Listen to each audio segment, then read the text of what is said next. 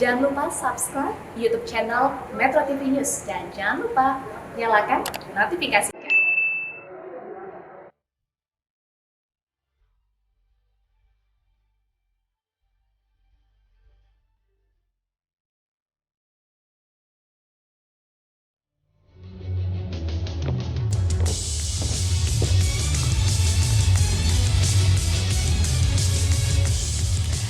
Pemirsa, tidak hanya kondisi ekonomi kita yang loyo belakangan ini, hukuman bagi koruptor juga ikut loyo akhir-akhir ini. Indonesia Corruption Watch mencatat pada tahun 2019 rata-rata koruptor hanya dipidana selama 2 tahun 7 bulan. Pada tahun 2020 hanya 3 tahun 1 bulan. Lebih lama cicilan kita kan daripada hukuman koruptor? Belum lagi yang didiskon. Sepanjang 2019 sampai 2020 ada 134 koruptor dibebaskan atau dipangkas hukumannya melalui kasasi atau peninjauan kembali di MA. Nah, kalau tahun ini pemirsa masih ingat dong sama Om Joko Chandra. Vonis Om Joko dalam kasus suap red notice yang sebelumnya 4,5 tahun penjara dikorting jadi 3,5 tahun saja sama Pengadilan Tinggi DKI Jakarta. Terus yang ini nih, mantan Jaksa Pinangki, CS-nya Om Joko Chandra. Lebih canggih lagi diskonnya, 60% bos. Dari 10 tahun jadi 4 tahun aja, nggak usah lama-lama. Alasan Hakim Pengadilan Tinggi DKI Jakarta, terdakwa adalah seorang ibu dari anak yang masih balita, layak diberi kesempatan untuk mengasuh, memberikan kasih sayang kepada anaknya dalam masa pertumbuhan. Padahal banyak loh terdakwa lain yang juga adalah seorang ibu tapi tidak punya privilege yang sama seperti Pinangki. Teranyar adalah vonis mantan Mensos Juliari Peter Batubara. Gak jadi dituntut hukuman mati, divonis 12 tahun penjara, disuruh mengganti uang 14,6 M dari total suap bansos COVID-19 sebesar 32,4 M. Salah satu pertimbangan hakim yang bikin sesak dada publik adalah terdakwa sudah cukup menderita, dicerca, dimaki, dihina oleh masyarakat. Pak, rakyat emangnya nggak menderita? Apakah tersangka atau terdakwa korupsi harus disayang, dipuji, dibelai? Bagi kuasa hukum Juliari, hukuman 12 tahun saja sudah tidak adil. Zolim, Pak Juliari nggak pernah terima suap. Bagi yang kontra, vonis Juliari masih terlalu kecil. Karena sebenarnya politikus PDI Perjuangan tersebut layak dituntut hukuman mati karena korupsi di tengah pandemi. Masih terngiang kan ketika Ketua KPK, Pak Firly Bahuri dengan gaharnya bilang akan memberikan ancaman hukuman mati kepada yang korupsi saat bencana. Tapi mana Pak? Kena prank deh kita.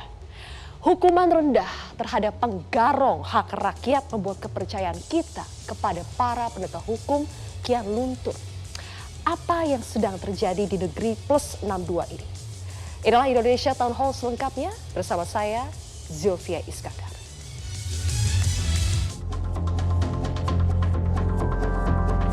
KPK tentu prihatin dengan adanya pemotongan hukuman pada tingkat PK di Mahkamah Agung karena hal ini tentu menjadi angin segar bagi para koruptor. Di sisi lain, putusan yang demikian tentu tidak mendukung upaya pemerintah di dalam perang melawan korupsi saat ini.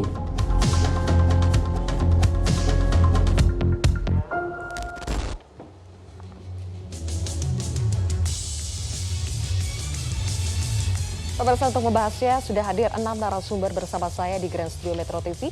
Di sebelah kanan saya ada Pak Andi Samsan Gandro, Jubir sekaligus Wakil Ketua Mahkamah Agung Bidang Yudisial. Pak Andi, selamat malam. Selamat malam. Dan berikutnya adalah Arteria Dahlan, anggota Komisi 3 DPR RI dari fraksi PDI Perjuangan. Mas Arteria, selamat malam. Selamat malam. Dan selanjutnya ada Magdir Ismail, seorang advokat.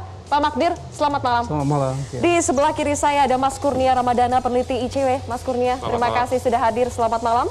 Berikutnya adalah Pak Didik Mukrianto, anggota Komisi 3 DPR RI dari fraksi Demokrat. Pak Didik, terima kasih sudah hadir. Dan yang terakhir adalah Pak Laude M. Syarif, mantan Wakil Ketua KPK. Pak Laude, apa kabar? Alhamdulillah baik. Mudah-mudahan semuanya sehat.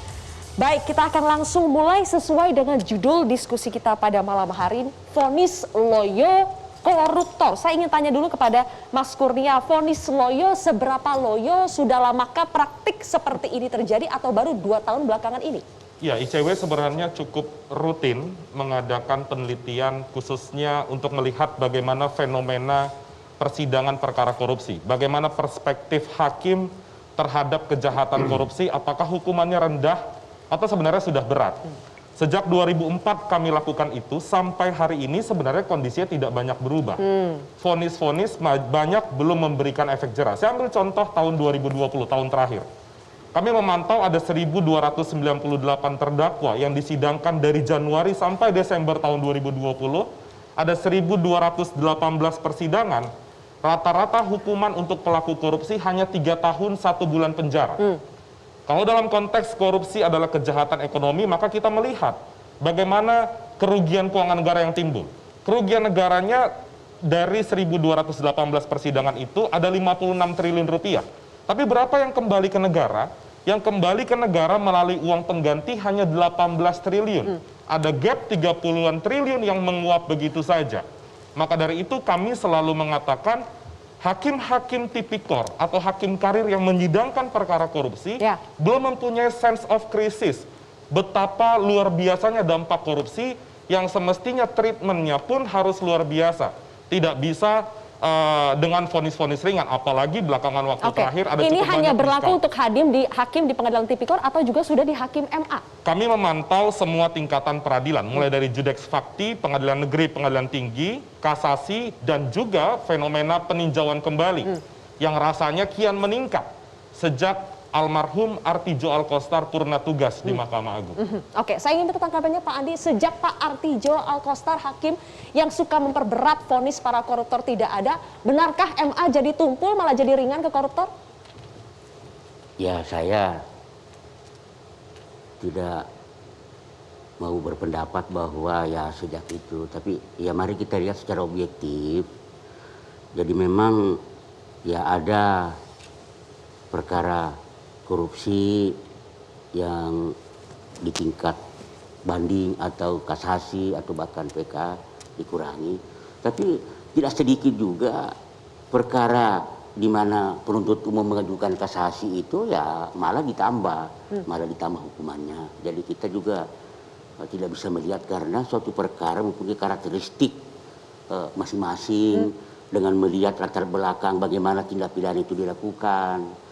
Nah, ya, kami ini lembaga peradilan yang mempertimbangkan ya tentu dari sisi negara ya bahwa negara kita ini sedang dilanda krisis ekonomi yang mau suka atau tidak suka bahwa ya pengaruh korupsi ini pasti akan mempengaruhi.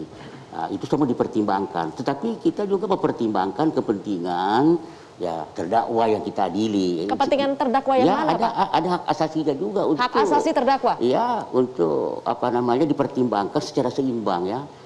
Semua kepentingan negara, kepentingan terdakwa. Jadi MA menolak kalau dikatakan bahwa sekarang terjadi fenomena koruptor lebih gampang mendapatkan potongan hukuman di MA. Ya, saya tidak bisa menerima kalau pendapat begitu karena kami ini melaksanakan tugas peradilan. Mas Kurnia, MA hanya melaksanakan tugas peradilan. Kami bukan lembaga penuntutan begitu. Jadi kami pertimbangkan hal-hal yang meringankan, hal-hal yang memberatkan. Dan semuanya dipertimbangkan katanya. Di sini yang menarik, kalau kita bicara soal produk hukum itu kan harus memenuhi kepastian, keadilan, dan kemanfaatan. Tentu kalau kita melihat kejahatan korupsi yang sangat luar biasa dampaknya, tidak hanya keadilan bagi terdakwa, tapi harus juga menitik beratkan pada keadilan korban, yaitu masyarakat itu sendiri. Saya masuk pada hal yang terakhir tadi Pak Andi sampaikan soal pertimbangan meringankan dan juga memberatkan. Saya di sini kumpulkan beberapa putusan yang pertimbangannya cukup janggal saya rasa. Misalnya yang pertama, kasus terkini, kasus Pak Juliari Peter Batubara, pertimbangan meringankannya karena Pak Juliari dicaci maki oleh publik. Padahal hal itu harus ditangkap oleh hakim bahwa masyarakat sangat mengkritik tindakan yang dilakukan oleh Juliari. Masyarakat jengah, harusnya itu dijadikan dasar pemberat. Ada kasus Jaksa Pinangki Sirna Malasari juga.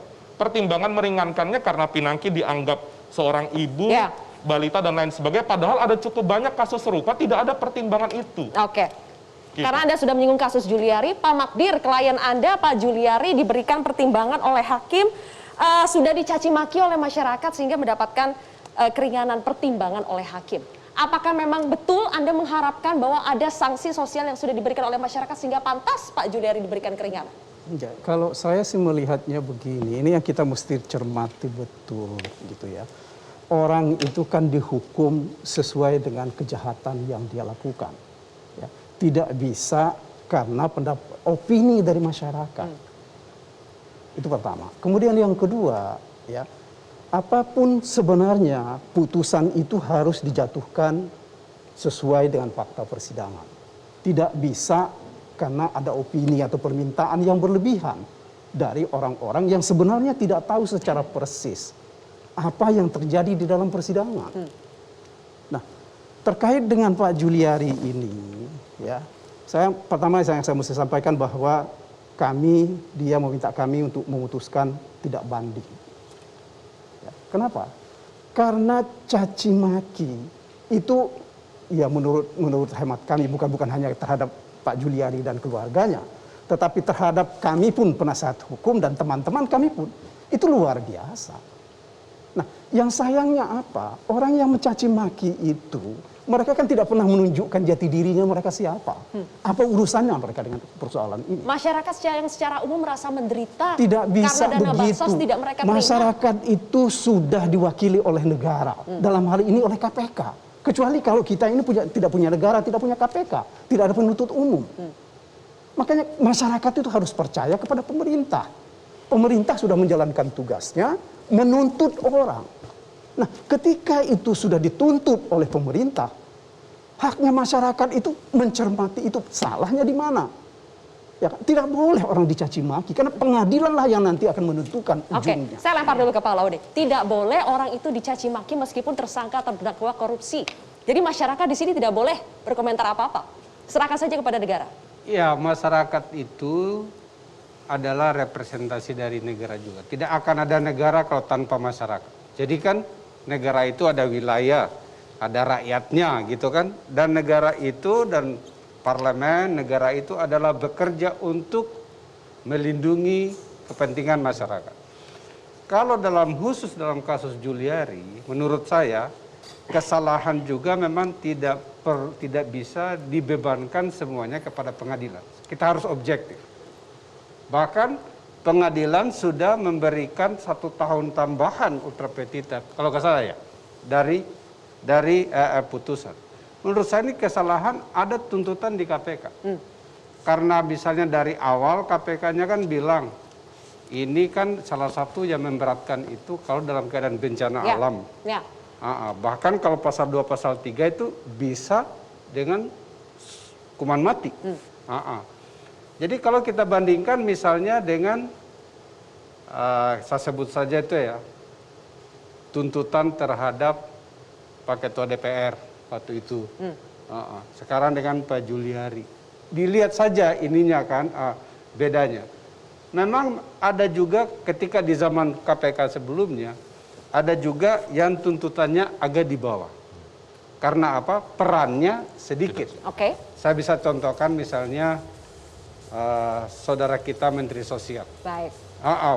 Pak Idrus Marham waktu. Makanya tuntutannya sedikit. Tapi kalau Pak Juliari ini dan pimpinan KPK sudah berjanji bahwa kemungkinan hukuman mati.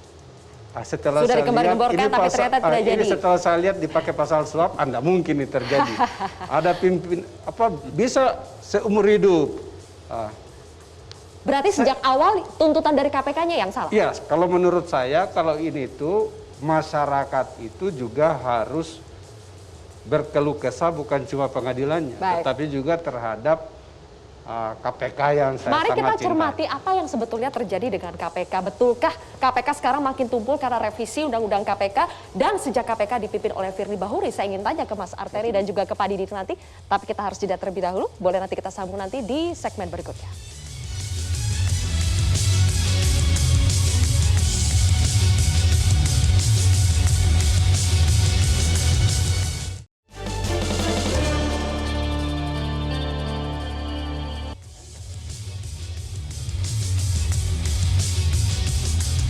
Baik, Anda kembali bersama kami di Indonesia Town Hall. Pemirsa, saya ingin ke Pak Didik. Pak Didik, kalau Komisi 3 DPR, Anda melihatnya seperti apa? Apakah memang semakin ke sini memang jelas terlihat tren pengurangan terhadap para koruptor? Bahkan banyak yang janggal sampai cacian masyarakat saja bisa dijadikan pertimbangan untuk meringankan seorang terdakwa.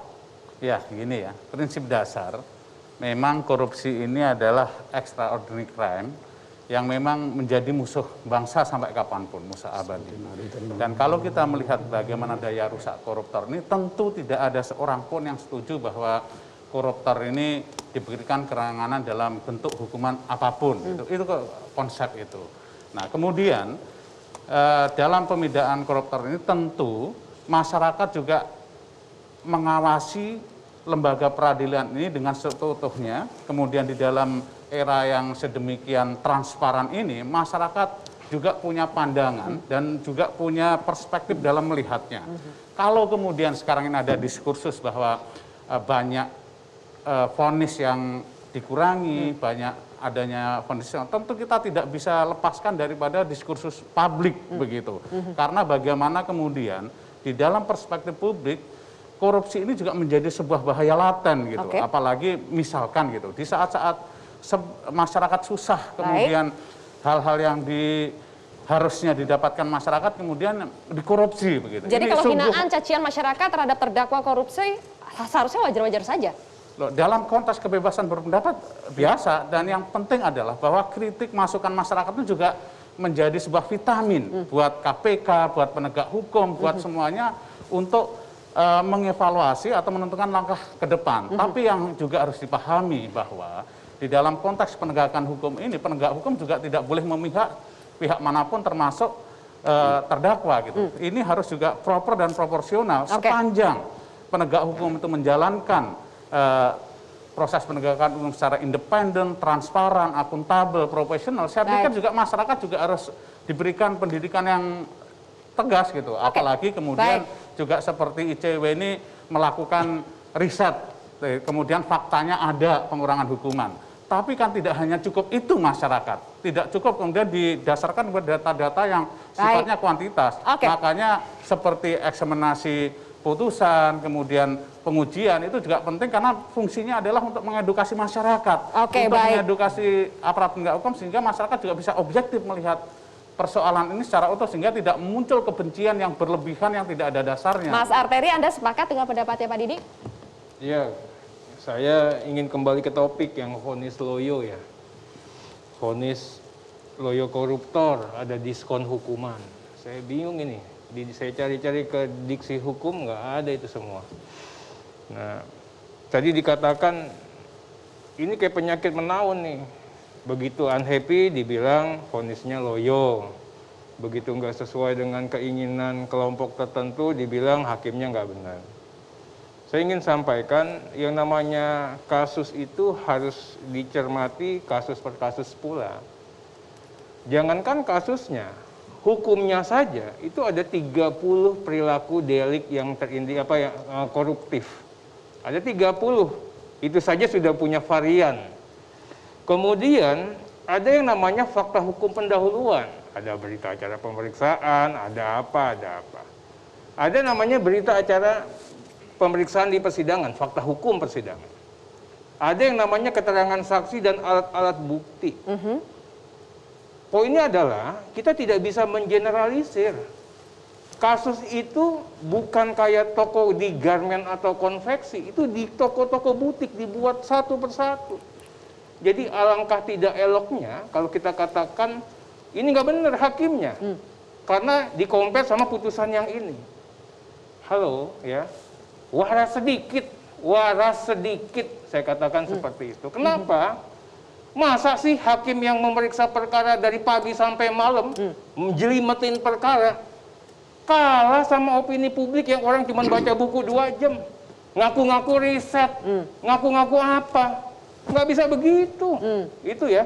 Kemudian yang kedua, mengenai vonis itu domain hakim. Kita ini negara hukum. Kita ini punya konstitusi. Yang namanya kekuasaan kehakiman itu diatur khusus dalam konstitusi. Konstitusi kita mengatakan kekuasaan kehakiman adalah kekuasaan yang merdeka untuk menyelenggarakan peradilan. Untuk apa? untuk keadilan dan penegakan hukum. Ya, ini tegas amanat konstitusinya. Merdeka dari pengaruh kekuasaan apapun. Kekuasaan penguasa yang sering disorot sama teman-teman ICW.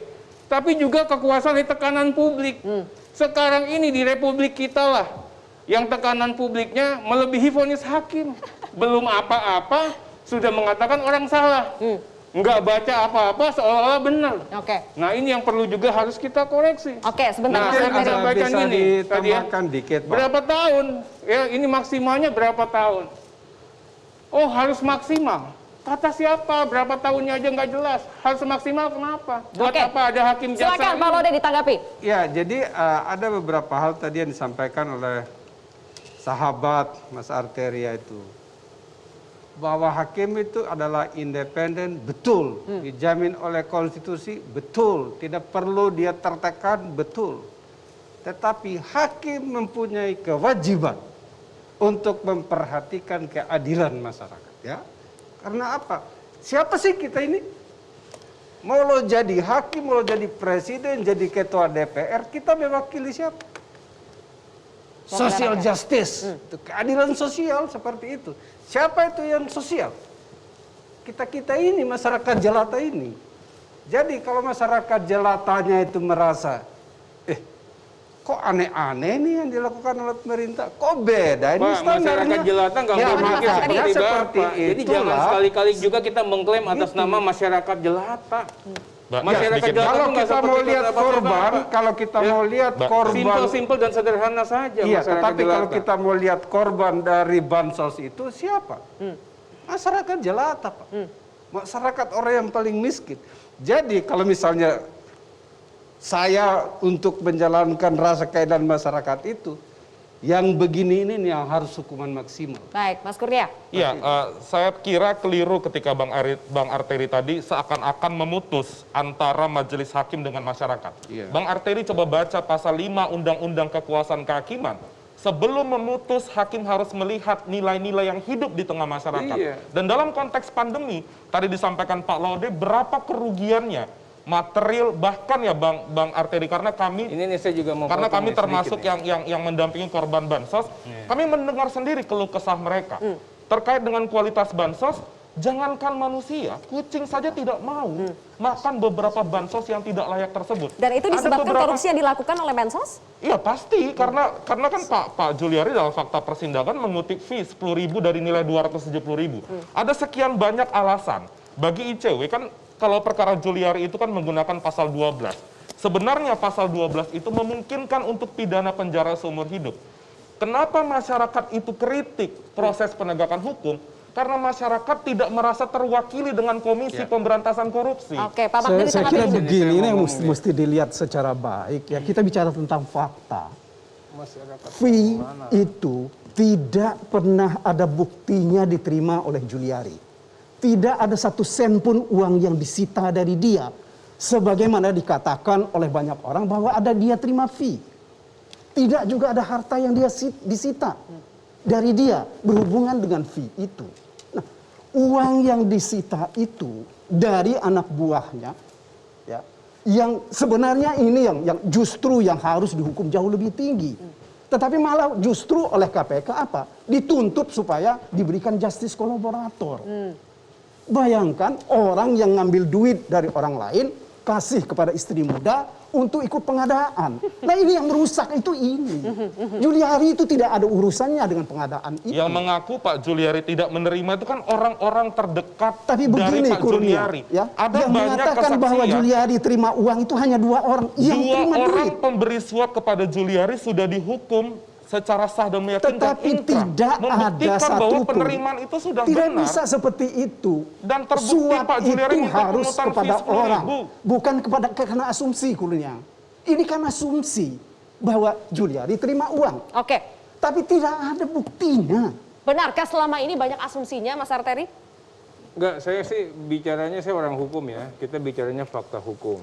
Ya, saya tidak mau masuk kasus per kasus. Yang ingin saya sampaikan gini loh, kalau kita bicara vonis, itu bicaranya terkait dengan harus sebanding dengan tingkat atau derajat kesalahan. Pertanggungjawaban pidananya pun juga harus dipikirkan secara proporsional. Ini yang seringkali kita luput dengan mengatasnamakan popularitas, mengatasnamakan kita ini semangat untuk memberantas anti korupsi. Kemudian bicara vonis, ini adinda saya orang hebat, saya juga sangat salut. Tapi kita nggak boleh bicara atau layaknya sebagai pengamat, adinda. Kalau saya ini kan kita mantan pengacara ya, kita bicara kasus itu anatomy of crime-nya kita selidiki betul. Kita pasang yang namanya lawyer kita duduk di persidangan. Untuk mengatakan bahwa hakim ini salah, hakim ini benar pun kita nggak berani. Karena itu tadi, variannya banyak, ya, kemudian juga perbuatan materialnya juga berbeda-beda, tempus locusnya juga beda, belum lagi bicara kita mens rea-nya. Beda, dan ini juga nggak bisa kita generalisir. Yang kedua, ya, saya sepakat semuanya yang salah harus dimintakan pertanggungjawaban hukum. Iya, tapi ya proporsional. Apa iya sih, ya? Yang seperti tadi itu kita tiba-tiba ngotot fakta hukumnya nggak ada, minta orang hukum mati. Fakta hukumnya nggak ada, minta orang seumur hidup. Di mana kewarasan berpikir? Di mana rasa kemanusiaan? Kita kesampingkan lah. Tetap kita satu visi nih, semangat. Yang namanya korupsi nggak benar, koruptor itu memang harus dihukum. Kemudian Pak Kurnia, Adinda, pernah nggak kita berpikir, apa iya sih orang ini korup? Apa sih ya orang ini perampok yang tadi kata tulisan itu perampok uang rakyat? Kita kan nggak pernah selidikin. Ternyata kita katakan yang disampaikan KPK itu yang benar. Yang disampaikan ini yang benar tanpa kita menggali lebih dalam. Maka dari itu kami mencermati proses persidangan itu. Bang Arteri dari tadi kan ngomong dari tataran teori. Mana teori kita Bang ini Arteri ada di tadi situ. ngomong soal kemanusiaan. Bagi Bang Julier, saya tanya sekarang sama Bang Julier, kalau ada menteri sosial yang mengkorupsi uang bansos, berapa hukuman yang layak? Boleh dijawab nanti ya, Mas Arteri. Kita harus jeda terlebih dahulu pemirsa. Kita nantikan jawabannya sesaat lagi. Kok saya suruh jawab?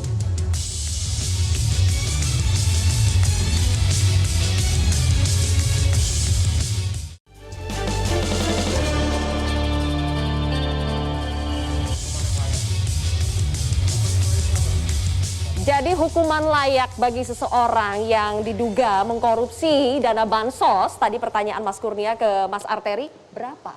Ya, saya katakan, ya, saya nggak bisa menjawab karena pertanyaannya kan kalau. Kemudian yang kedua, fakta hukum yang mana yang harus saya cermati. Jadi kita ini baru bisa ngejawab apabila kita mencermati fakta, ya, memeriksa dan menganalisa barang dokumen bukti, kemudian memperhatikan fakta-fakta persidangan. Setelah itu baru kita katakan ini benar. Seandainya saya punya jawaban, saya menghormati kok vonis hakim. Artinya saya tidak akan sampaikan di ruang publik. Pak Andi tadi mau menanggapi? Ya begini, sebenarnya saya membatasi diri untuk mengomentari perkara yang sedang berjalan ya, karena kami bukan tidak mungkin ini kan masih berproses, bukan tidak mungkin akan maju sebagai kasasi, tetapi ada sisi yang saya ingin meluruskan supaya jangan ya menjadi suatu ini ya memojokkan hal yang meringankan ya, yang ini ya secara umum saya katakan bahwa memang pasal 197 ayat 1 huruf PF KUHP itu bahwa ada kewajiban hakim sebelum menjatuhkan pidana terlebih dahulu mempertimbangkan keadaan yang memberatkan yang meringankan.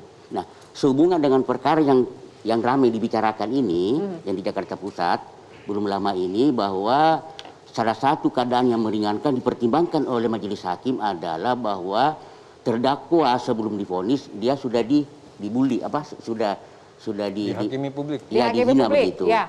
Nah, saya ingin mengatakan begini, bahwa untuk mempertimbangkan itu ya memang terungkap dari fakta persidangan, kemudian menjadi kewajiban hakim untuk menelusuri perilaku baik, perilaku buruk daripada terdakwa untuk dijadikan pertimbangan. Nah, itu hak otonom hakim untuk melihat ya secara ini. Jadi pertimbangan kalau dikatakan bahwa itu layak, Pak, bahwa yang meringankan itu oleh karena perkara ini masih berproses.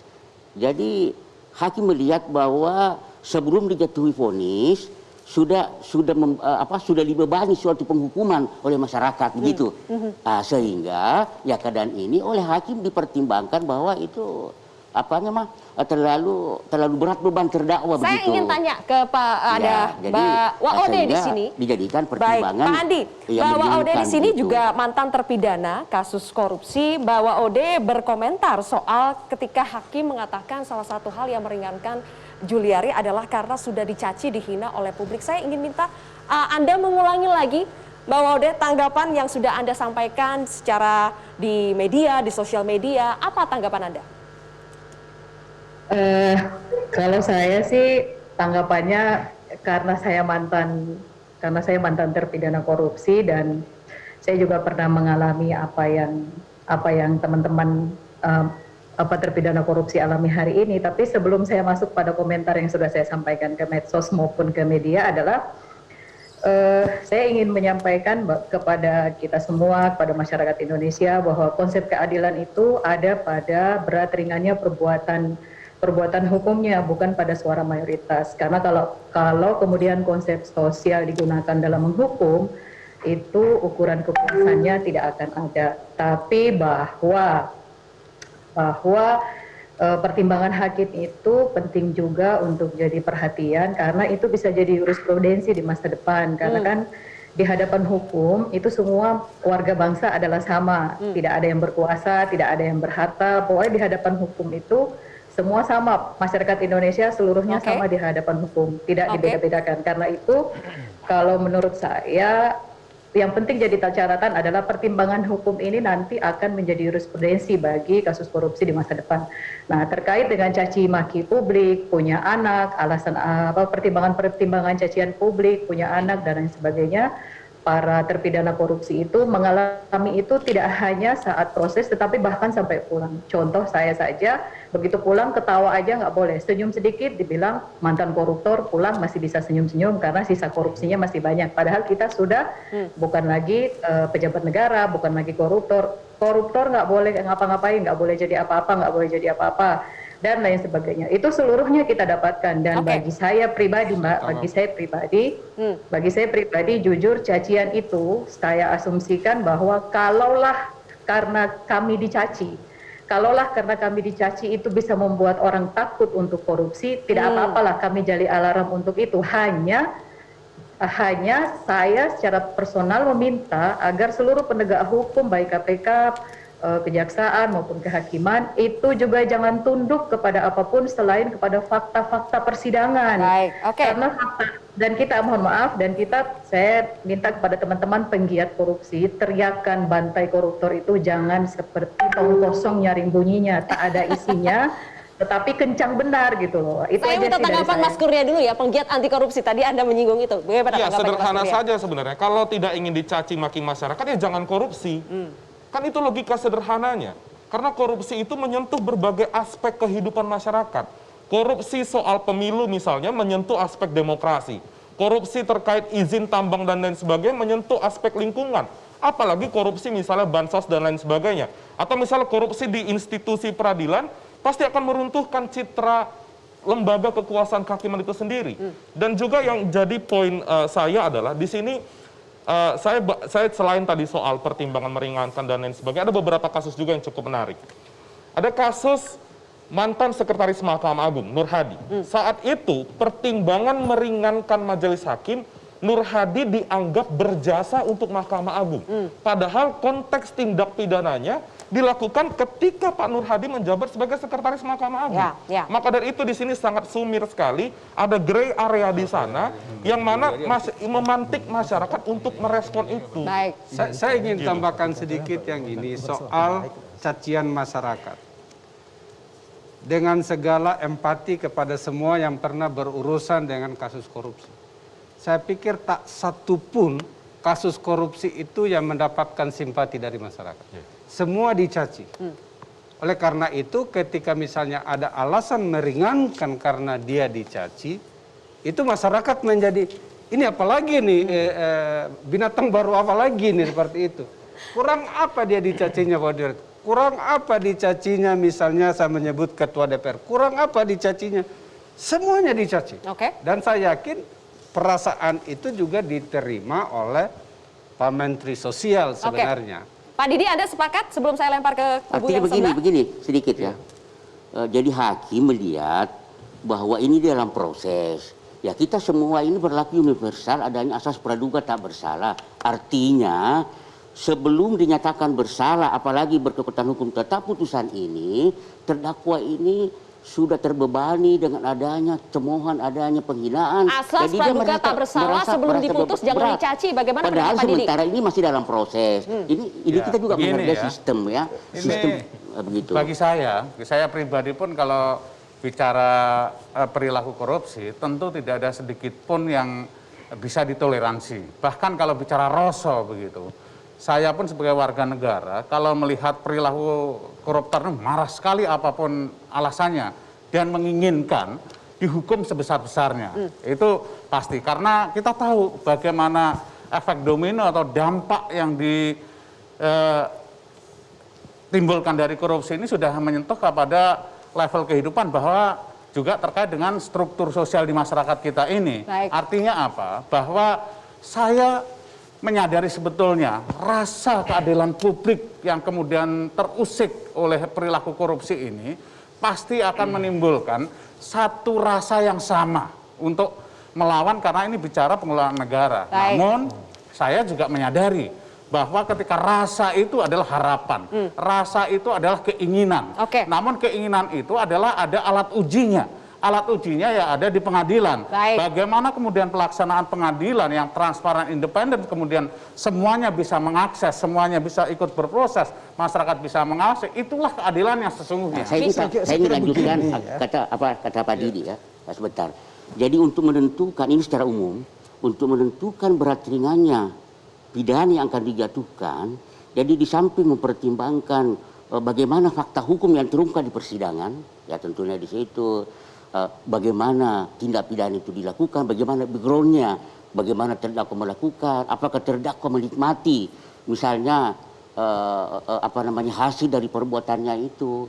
Nah, kemudian dipertimbangkan juga keadaan yang memberatkan, yang meringankan, mana yang dominan. Ketika ada keadaan yang memberatkan dominan itu, ya maka boleh jadi bahwa lebih berat. Dan jangan lupa juga bahwa tuntutan penuntut umum atau rekusitor penuntut umum juga itu menjadi pertimbangan. Sedangkan rekusitor itu adalah menangkap nafas keadilannya masyarakat untuk menyembatani ke meja persidangan untuk dipertimbangkan oleh hakim. Baik.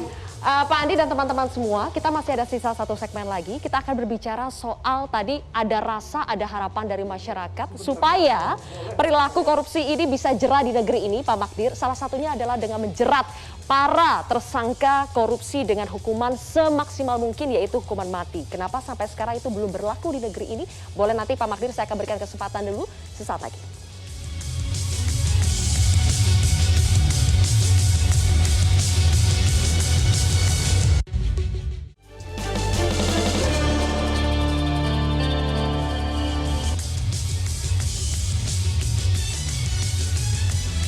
Publik menanti hukuman yang bisa menjerahkan para koruptor di negeri ini. Pak Magdir, sebagai pengacara yang sering membela terdakwa korupsi, bagaimana tanggapan Anda atas hukuman mati bagi koruptor? Saya kira yang berhak untuk menentukan hidup dan mati orang itu cuma Tuhan. Hakim pun tidak berhak. Jadi menurut hemat saya, ya, orang itu harus dihukum sesuai dengan kejahatannya. Bukan karena ditentukan oleh undang-undang bahwa orang ini harus dituntut maksimal misalnya hukuman mati. Nggak boleh seperti itu. Orang itu bukan dihukum karena jabatan, tetapi karena kejahatan. Kejahatan apa yang dia lakukan? Apakah memang betul orang itu yang menjadi inisiator? Ya? Atau apakah dia yang memang memberikan peluang kepada orang lain untuk melakukan korupsi? Atau justru orang itu dipakai namanya oleh orang lain untuk korupsi? Nah ini kan yang kita mesti lihat betul secara baik. Tapi apapun perannya Anda tidak setuju hukuman mati bagi koruptor? Nggak bisa. Oke. Bukan hanya terhadap korupsi, terhadap satu-satunya saya setuju dengan hukuman mati terhadap pembunuhan. Ya. Kalau pembunuhan ya silahkan hukuman mati. Kalau hukuman seperti ini ya tidak bisa. Kalau belum tentu ya yang kita sebut sebagai korban korupsi itu memang betul-betul ada korbannya. Mas Arteri? Ya kalau hukuman mati dalam keadaan apapun, saya pikir itu kemunduran berpikir. Malah kemunduran berpikir? Hukum dan kemunduran peradaban. Makanya KUHP kita buat hukuman itu tidak ada hukuman mati. Ada hukuman mati tapi terlepas daripada klaster yang sebelumnya digabung. Ini perubahan yang sangat mendasar pada KUHP kita yang baru. Kemudian saya percaya orang itu dihukum kalau dia salah. Dihukum pun secara proporsional sebatas dengan tingkat kesalahannya. Nah, berikutnya saya ingin sampaikan begini. Saya itu termasuk orang yang nggak percaya kalau hukumannya makin ditingkatkan orang akan jerak. Nggak ada itu rumus dari mana, ya, data dari mana. Ayo kita berdebat di sini. Vonis naik, korupsi turun, nggak ada ceritanya. Yang ada vonis dinaikkan, yang main itu ntar aparat penegak hukum, ya, rakyatnya nggak diuntungkan lagi. Hukuman mati, apa itu kaitannya tadi keadilan, kepastian hukum dan kemanfaatan? Kemanfaatan di mana?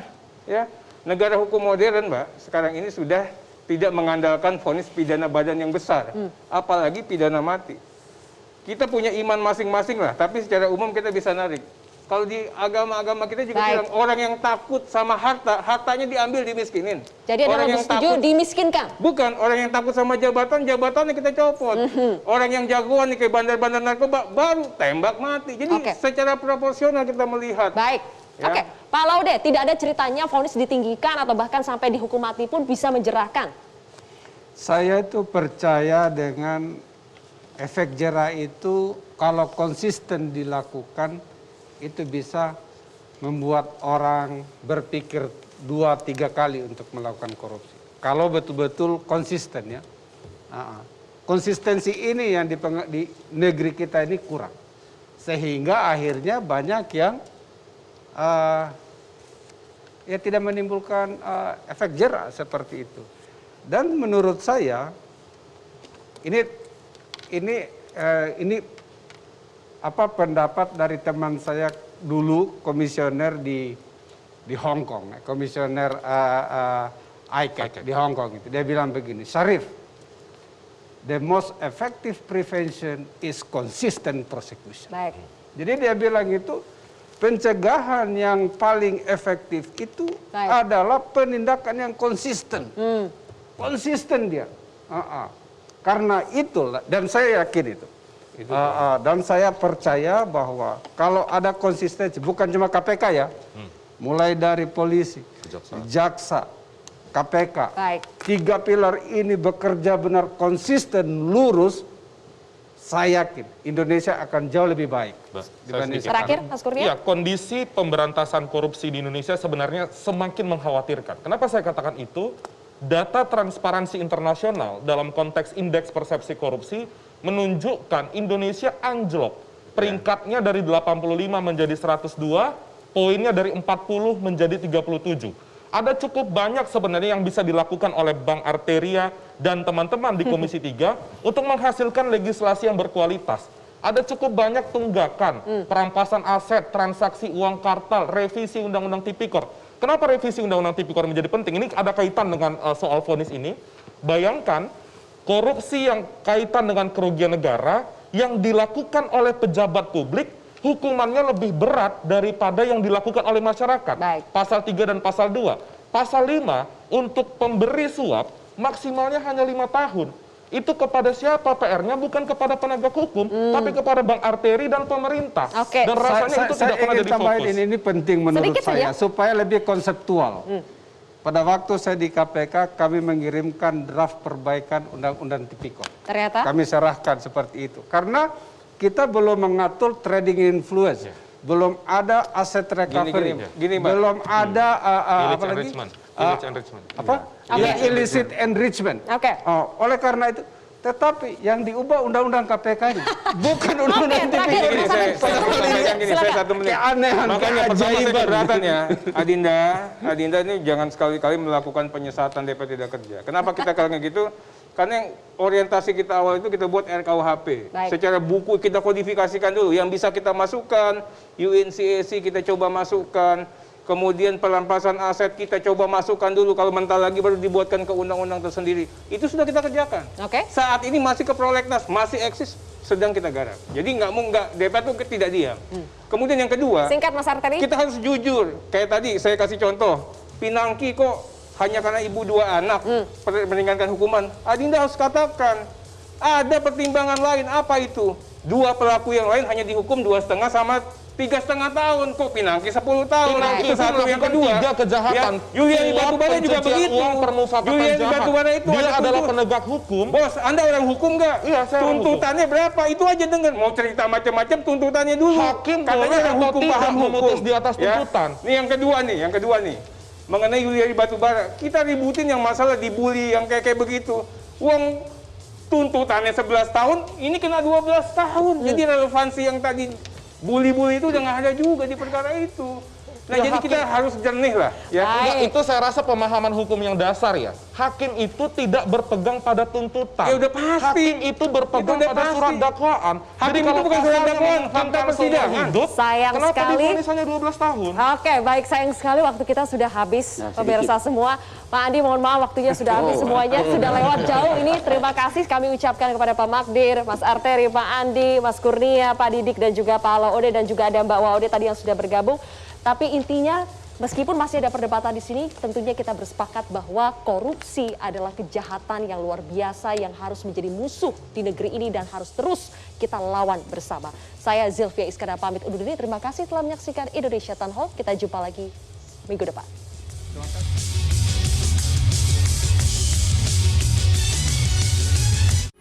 Metro TV